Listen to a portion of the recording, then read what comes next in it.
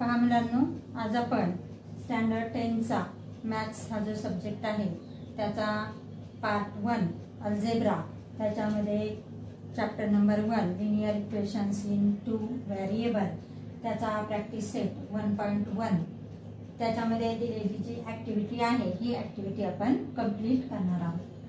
आपल्याला क्वेश्चन दिलेला आहे, पहा, complete the following activity to solve the simultaneous equations. या ठिकाणी इक्वेशन 1, इक्वेशन 2 आपल्याला दिलेले आहेत। पहा, इक्वेशन नंबर 1 दिलेला आहे 5x + 3y = 9। त्यानंतर इक्वेशन नंबर 2 दिलेला आहे 2x - 3y = 12। Let's add equation number 1 and equation number 2। Equation number 1 आणि इक्वेशन नंबर 2 काय करायचे, आपल्याला ॲड करायचे। मग आता ऍडिशन करताना इक्वेशन नंबर 1 लिहिलं, इक्वेशन नंबर 2 लिहिलं, दोघांची काय करतोय आपण ऍडिशन, म्हणून इथं साइन कोणता आलं, प्लस। 5 + 2 इथं किती येतील, मग 7x। आता या ठिकाणी +3y - 3y हे कॅन्सल होतील, त्या ठिकाणी 0 येईल, नाही लिहिला तरी चालतो, आणि 9 आणि 12 यांची ऍडिशन करायची। 9 + 12 या ठिकाणी किती येतील, 21। त्यानंतर x = आता या ठिकाणी आपल्याला किती दिलेले आहेत, 7x = 21 आलेला आहे, मग x = 21/7। मग यांची डिवायडेशन करायची आपल्याला, मग 7 × 7 = 7 × 3 = 21। या ठिकाणी x ची व्हॅल्यू जी आहे ती किती आली, 3 आहे। मग x = या ठिकाणी 21 किती आले, 7। मग या ठिकाणी प्लेस x = 3। आता यांची डिवायडेशन करून आपल्याला x ची व्हॅल्यू किती मिळाली, 3। मग x = 3 इन इक्वेशन नंबर 1 मध्ये आपल्याला ठेवून द्यायची। मग 5 * या ठिकाणी काय आहे, इक्वेशन नंबर 1 5 × x, म्हणून या ठिकाणी किती येतील, 5 × 3 प्लस 3y = 9। हा 3y इकडे असाच ठेवला, = 9 पलीकडे असाच ठेवला, आणि 5 × 3 किती आले, 15। हे 15 या ठिकाणी ट्रान्सफर झाले। त्यानंतर 15 आणि 9 यांची काय करायची, सबट्रॅक्शन करायची। 15 ला साइन या ठिकाणी प्लस आहे, पण बाहेर मात्र साइन कोणता आहे, मायनस आहे, म्हणून या ठिकाणी काय होईल, 15 आणि 9 यांची सबट्रॅक्शन होईल। म्हणजे मोठ्या संख्येतून लहान संख्या वजा करायची आणि मोठ्या संख्येचं साइन द्यायचं। म्हणजे 15तून 9 गेले, या ठिकाणी किती उरले, 6। म्हणजे या ठिकाणी 3y = किती आला, 6।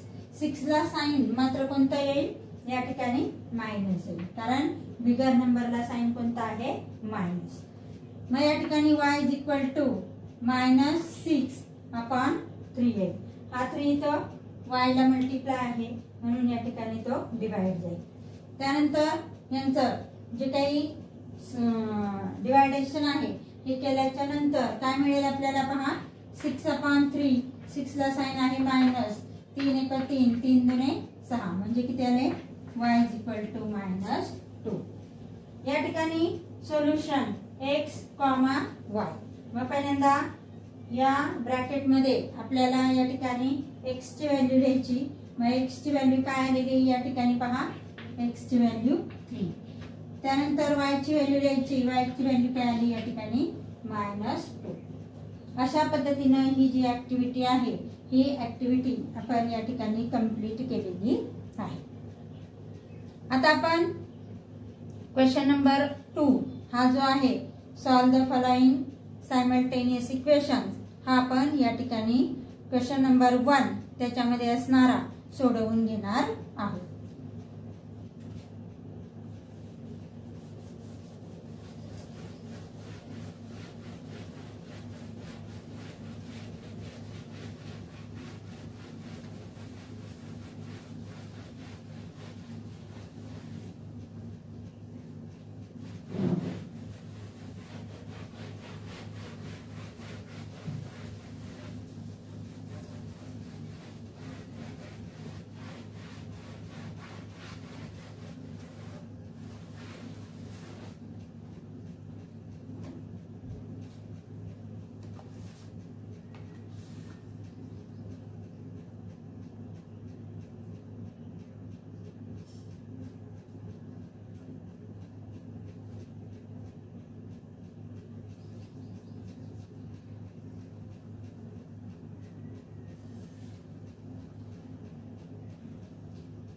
पहा question number 2.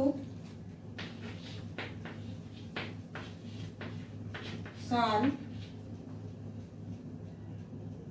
The following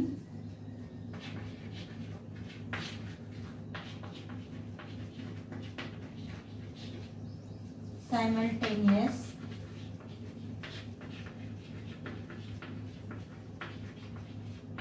equations.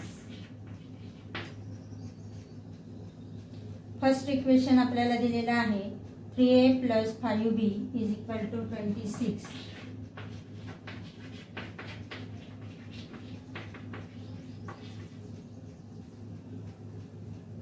त्यानंतर सेकंड इक्वेशन दिलेला आहे a + 5b = 22. a + 5b = 22. आता हे दोन इक्वेशन्स आपल्याला सॉल्व करायचे. पहा 3a + 5b = 26. याला म्हणायचं इक्वेशन नंबर 1. त्यानंतर a + 5b = 22. याला म्हणायचं इक्वेशन नंबर 2. आता या ठिकाणी ॲडिशन करायची की सबट्रॅक्शन करायची ते या ठिकाणी पदांच्या चिन्हांवरून आपल्याला ठरवायचं. पहा या ठिकाणी आपल्याला इक्वेशन नंबर 1 दिलेला आहे 3a + 5b = 26. सेकंड इक्वेशन दिलेला आहे a + 5b = 22.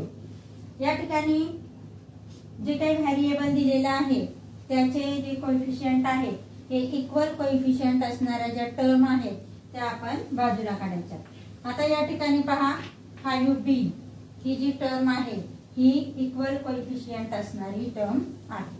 मग या ठिकाणी ह्याला साइन कोणता आहे पॉझिटिव्ह, ह्याला पण साइन कोणता आहे पॉझिटिव्ह. मागे सांगितल्याप्रमाणे दोनही पदांना जर पॉझिटिव्ह साइन असेल किंवा दोनही संख्यांना जर पॉझिटिव्ह साइन असेल तर त्या दोन इक्वेशनची या ठिकाणी सबट्रॅक्शन करायची. म्हणजे आपल्याला एकाचं जे साइन आहे ते चेंज होईल आणि एका पदाचा किंवा एका टर्मचा आपल्याला एलिमिनेशन करता येईल.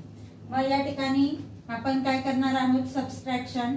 मग या ठिकाणी जी काय सेकंड इक्वेशन जे आपण मायनस करणार आहोत त्या प्रत्येकाचं साइन चेंज करायचं. या ठिकाणी +a आहे हा मायनस होईल. त्यानंतर +5b आहे हा मायनस होईल. 22+ आहे हा पण मायनस होईल. त्यानंतर 3a आणि a यांची सबट्रॅक्शन काय आली 2a. त्यानंतर 5b हे कॅन्सल होतील. काय आले या ठिकाणी 0 = 26 आणि 22. 26 ला साइन पॉझिटिव्ह आहे, त्यानंतर 22 ला साइन निगेटिव्ह आहे. दोघांची सबट्रॅक्शन होईल म्हणजे 26 - 22 या ठिकाणी काय आलं 4. या ठिकाणी पहा 2a = काय मिळालं आपल्याला 4. मग a = 4/2. हा 2 जो आहे हा 4 ला डिवाइड जाईल आणि या ठिकाणी त्यांची डिवायडेशन आपल्याला करता येईल. बे 1 बे 2 4. म्हणजेच या ठिकाणी a ची व्हॅल्यू आपल्याला काय मिळालेली आहे 2. a = 2. आता ही जी व्हॅल्यू आहे ती कुठल्याही इक्वेशन मध्ये टाकून द्यायची. एक तर इक्वेशन 1 मध्ये टाकायची किंवा 2 मध्ये टाकायची. इथे लिहायचंय putting a = 2 in equation 1. Equation 1 लिहून घ्यायचंय 3a + 5b = 26. 3 into a ची व्हॅल्यू पहा. a ची व्हॅल्यू किती काढलेली आपण 2 + 5b = 26. त्यानंतर यांची या ठिकाणी मल्टिप्लिकेशन करायची. 3 × 2 किती आला 6 + 5b = 26.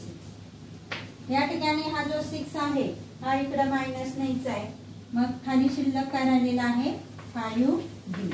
Is equal to 26 minus 6. 5b is equal to किती मिळाला आपल्याला या ठिकाणी 26 मायनस 6 इज इक्वल टू 20. मग b इज इक्वल टू 20/5 किती आले 4. b is equal to 4. म्हणजे या ठिकाणी a ची व्हॅल्यू आपल्याला किती मिळालेली आहे 2 आणि b ची व्हॅल्यू किती मिळालेली आहे 4. मग या हे जे काही दिलेले इक्वेशन आहे त्याचं सोल्युशन आपल्याला कसं लिहिता येईल या ठिकाणी पहा. The solution of given equations